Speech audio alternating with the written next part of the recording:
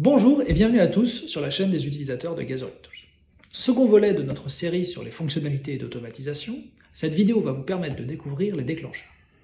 Les déclencheurs sont très utilisés car ils permettent de créer très simplement des enchaînements d'actions.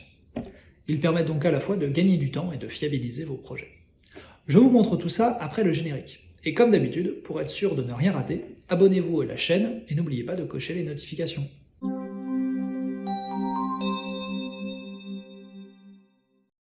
Comme je vous l'expliquais dans la vidéo précédente, Gathering Tools dispose de 3 fonctionnalités d'automatisation, en fonction de la source de l'événement déclencheur.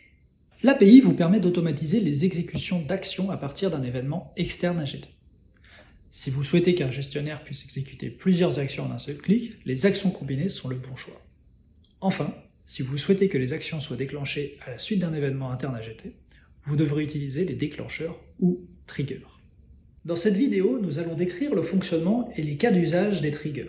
Le cas le plus simple et le plus utilisé consiste à utiliser un trigger pour exécuter automatiquement une action d'intégration lorsqu'une réponse est reçue. Voilà comment ça se présente.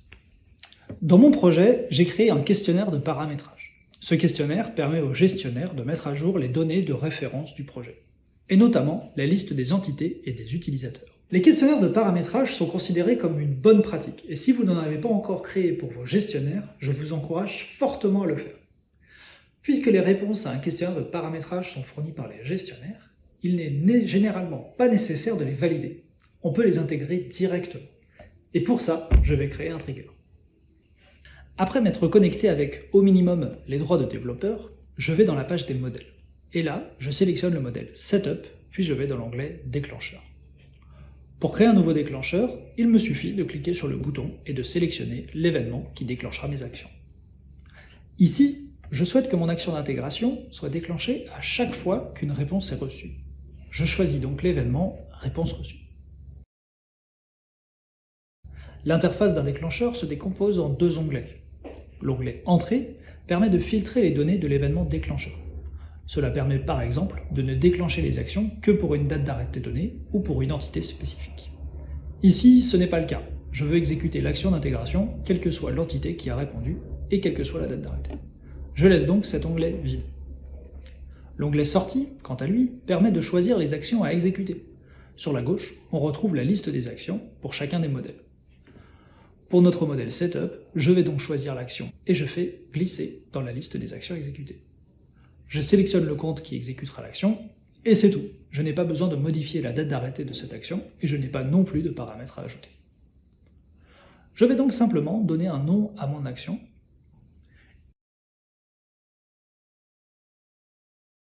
et cliquer sur OK. Mon déclencheur apparaît bien dans la liste. Attention, pour l'instant, il est désactivé. Pour l'activer, je vais simplement faire glisser le curseur, et voilà, il ne reste plus qu'à tester. Pour cela, je vais chercher la publication correspondant à mon questionnaire de setup, et j'ouvre la page des réponses. Cette publication n'a qu'une seule entité, et je constate que la colonne Dernière intégration est vide.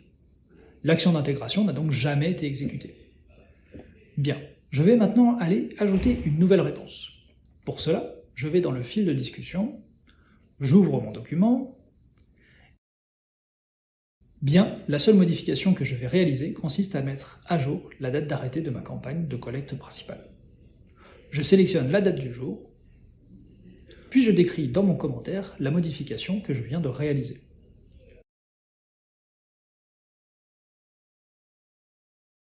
Et enfin, je transmets ma réponse. L'outil ferme alors le fil de discussion et me ramène à la page des réponses. Je peux constater que la colonne Dernière intégration affiche désormais la date système, ce qui montre bien que l'action d'intégration vient d'être exécutée. Les triggers permettent également d'exécuter des actions sur un périmètre précis, à l'aide des filtres. Avec un filtre en entrée, je précise les conditions pour déclencher le trigger. Je pourrais par exemple définir une action d'intégration spécifique à une entité, qui ne serait exécutée que lorsque le serveur reçoit une réponse de cette entité particulière. A l'inverse, avec un filtre en sortie, je pourrais par exemple n'intégrer que l'entité qui vient de répondre. Vous me direz, on peut déjà faire ça avec une intégration différentielle. C'est vrai, mais l'intégration différentielle ne gère pas les statuts de validation, alors qu'avec un filtre en sortie, je n'aurai pas cette contrainte. Voici comment faire. En premier lieu, je vais commencer par créer un trigger d'intégration automatique sur mon modèle de collecte. Je crée donc un nouveau déclencheur. Pour chaque réponse reçue, je ne mets aucun filtre en entrée, et en sortie, j'exécute simplement l'action d'intégration.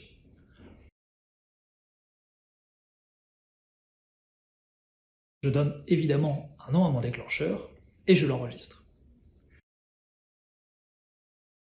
Bien.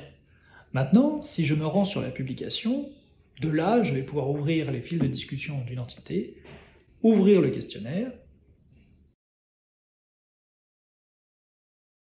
saisir une valeur, et transmettre la réponse.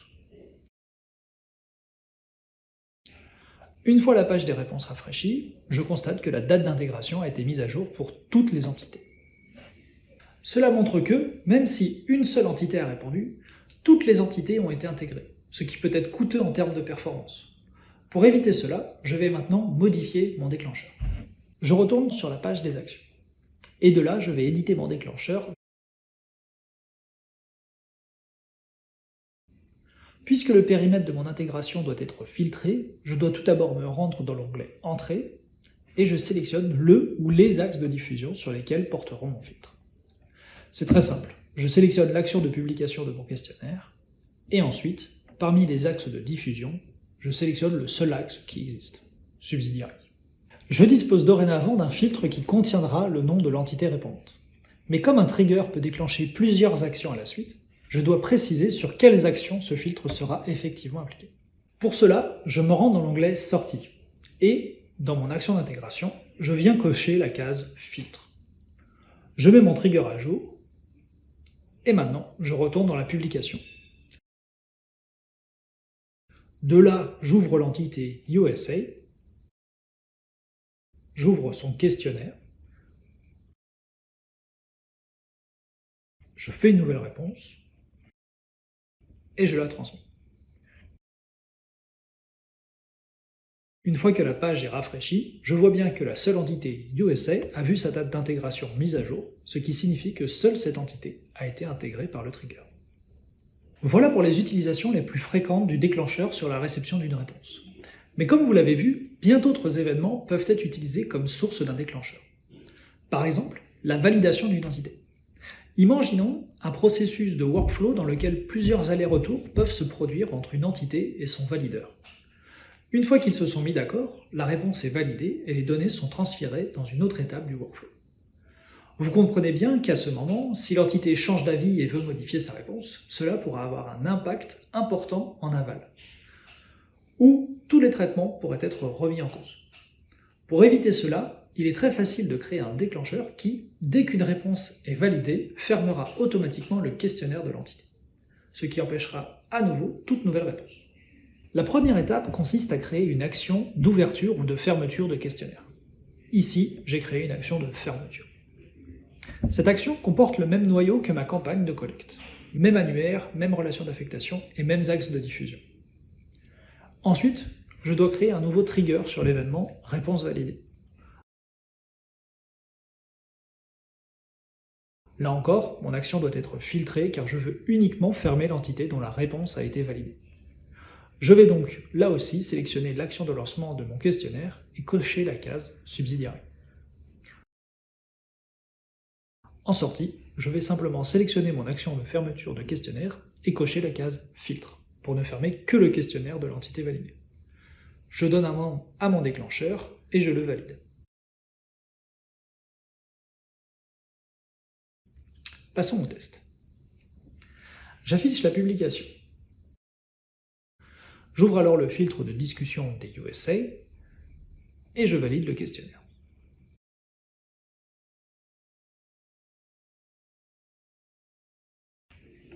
De retour sur la page des réponses, je peux constater que l'entité est bien validée, et lorsque je réouvre son fil de discussion, je constate que le questionnaire est effectivement fermé. Les triggers que j'ai montrés jusqu'à présent exécutaient qu'une seule action, mais il est évidemment possible de déclencher plusieurs actions, les unes à la suite des autres, à la suite d'un seul et unique événement. De même, les exemples que j'ai détaillés jusqu'ici ne concernaient un événement qui ne portait que sur une seule entité, mais il est également possible de déclencher les actions que lorsque toutes les TC entités ont répondu ou reçu une information de validation. Comme bouquet final, je vais vous construire un exemple de ce type. Lorsque toutes les entités auront été validées, je veux d'abord intégrer les réponses, puis lancer une restitution, et enfin fermer la campagne. Je dispose déjà des actions que je souhaite exécuter. L'action d'intégration que j'ai utilisée dans un trigger d'intégration automatique, une action de restitution sur un autre modèle servant à la restitution, et enfin une action pour automatiquement fermer ma campagne. Cette action est automatiquement créée par GT car elle existe dans tous les cas. En revanche, elle est cachée par défaut, pour éviter qu'elle ne soit exécutée par inadvertance. Mais vous pouvez l'afficher en cliquant sur le petit œil dans le coin inférieur droit. De toute façon, les triggers vous permettent d'exécuter toutes les actions de l'instance, qu'elles soient cachées ou visibles. Je peux donc créer mon déclencheur. Je commence par sélectionner le modèle parent de la campagne que je veux scruter, puis je crée un trigger en sélectionnant « Validation de toutes les réponses ».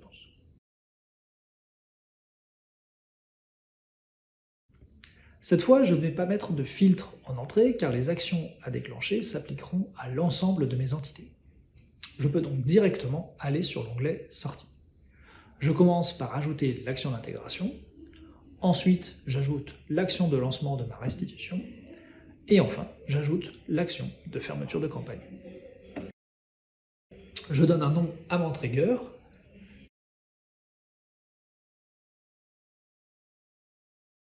puis je le sauvegarde, et enfin je l'active. Et maintenant, plus qu'à tester. Pour cela, je retourne sur la publication. Pour l'instant, je n'ai qu'une seule entité validée. Je vais à présent valider l'entité United Kingdom, j'ouvre son fil de discussion, et je valide son questionnaire. Une fois la page rafraîchie, je constate que ma campagne est toujours active, le trigger ne s'est donc pas déclenché. Je vais maintenant valider la dernière entité, Headquarters.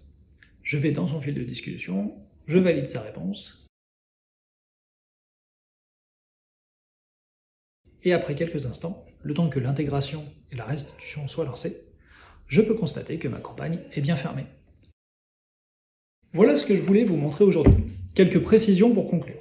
Tout d'abord, vous avez remarqué que les triggers, comme l'API, ont besoin d'un compte utilisateur pour exécuter les actions.